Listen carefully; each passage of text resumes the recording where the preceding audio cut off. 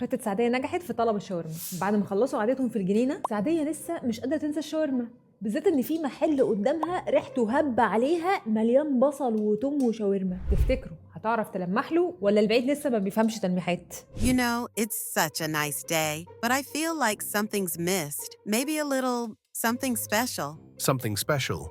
Like what? Well, I don't know. Just something warm and tasty. You know, the perfect thing after a walk. You mean like shawarma? Shawarma? Oh no.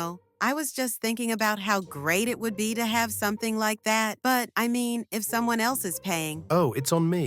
Let's go grab some shawarma. يا سعدية مش كده، مش كده حبيبتي، مش كده يا أمي. Really? You're sure? That's very generous of you. Yeah, don't worry about it. Let's go. أوليفر الغلبان معرفش يرفض، ما هي سعدية خلاص شاورما يعني شاورما، وكأن الشاورما آخر حاجة ناقصاها في الدنيا. وفي الآخر قرر إن هو يعزمها. ما هو الرجالة زمايله في الورشة علموه يعني إيه جدعنة المصريين، وما قصروش في نصايح قالوها له. فتقولي عزيزة واتشر عزتي واتشراية، تفهموا التلميحات ولا شبهي؟ وما تنساش تشوفوا تطورات الأحداث في الحلقات اللي جاية.